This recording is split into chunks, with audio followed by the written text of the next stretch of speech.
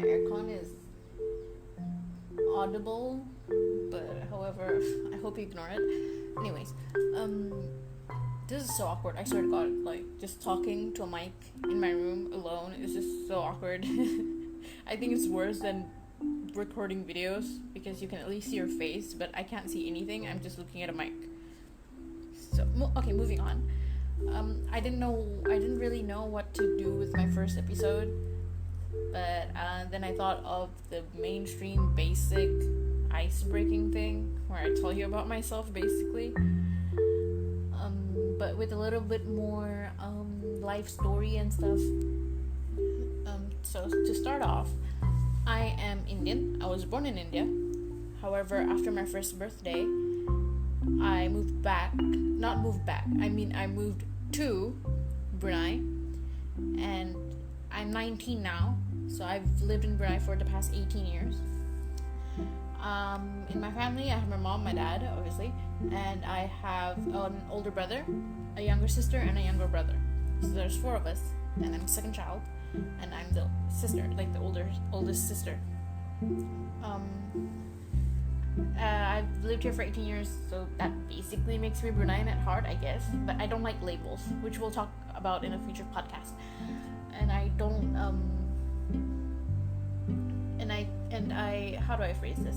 Living in Brunei as a minority, as an Indian with dark skin, hasn't been the easiest, I guess. I mean, I think it got easier now because I got used to it, and I think the society is becoming better at accepting Indians as part of their society.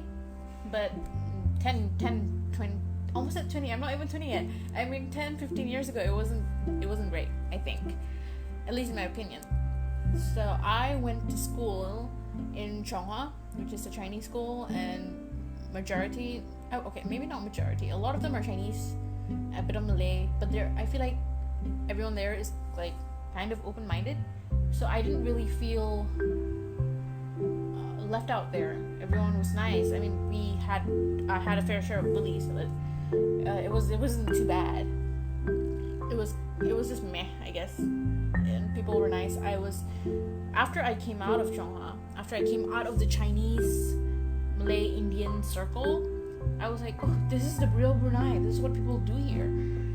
And so I remember the one at least I can remember, the first ever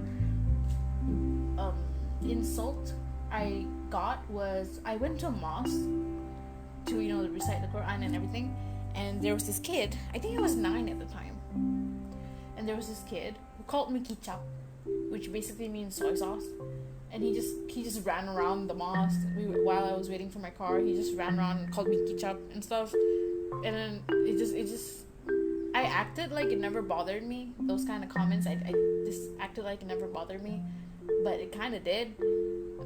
It made me feel very insecure, and I asked my mom to buy me those kind of creams, like a bleaching cream for my face, so that I can become fairer and stuff. And it made me very insecure as a child. And then after Chonghua, I moved to a government school. I studied in Samja in Bandar, and there it was also the same thing. People didn't call me names. However, it's so obvious that a lot of people don't like you. It's like when you're put in a group, and what they do is they what's the word? They move away when you have to sit together. Like, it's so obvious. They in their minds, me as an Indian was dirty, quote unquote dirty, and that bothered me as well. And also, I started Ugama school. I started Ugama school quite late, not the general age, but I started quite late. And in Ugama, which is basically a religious school, right?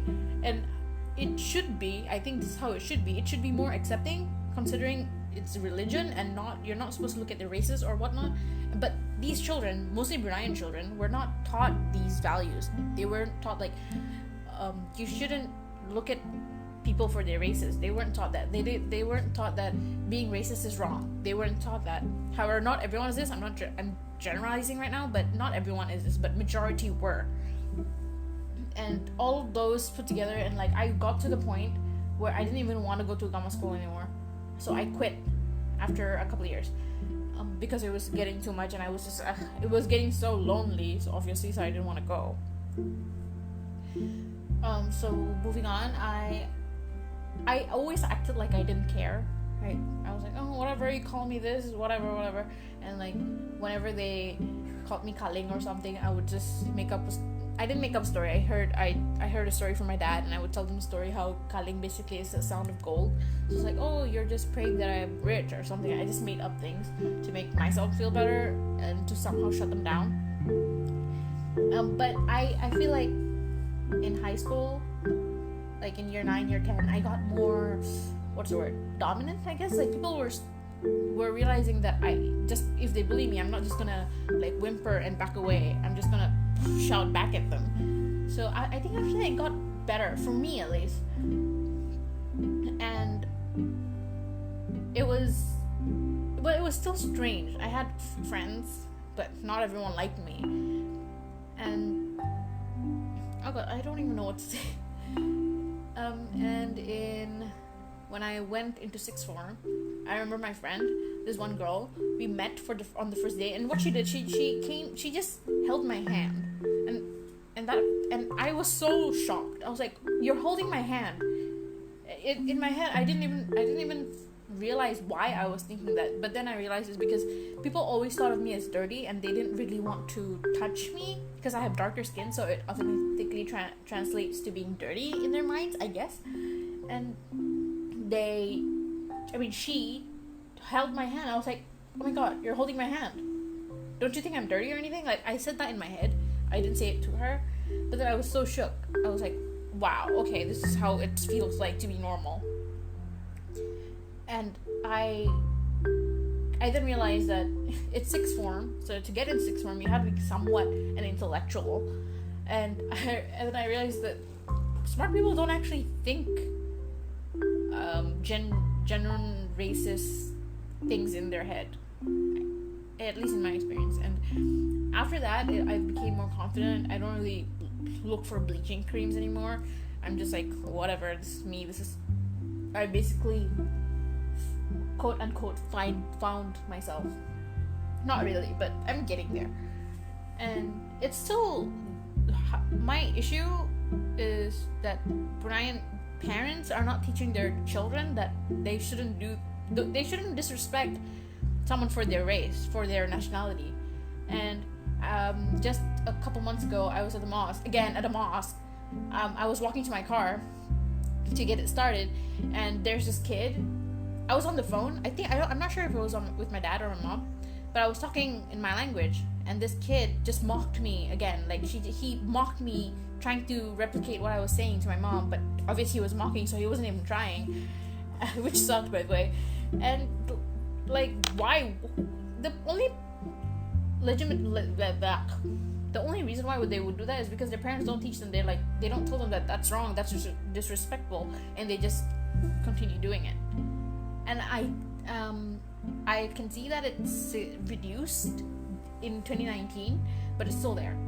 And because of this, I grew up very insecure, and I'm pretty sure a lot of Indian kids living in Brunei right now are also growing up insecure. And that's just my take on what's happening about racism. I mean, I experienced it firsthand, so I know exactly how it feels like. I don't know where I'm going with this. My point is, don't be racist, guys. I had a lot more to say, but I'm reading my script and I can't understand any of it because that's just, I suck at podcasting, I swear. So I guess that's all for now, and I'll catch you guys on my second episode, which will probably be with a friend because I suck at talking to myself, apparently. So yeah, bye.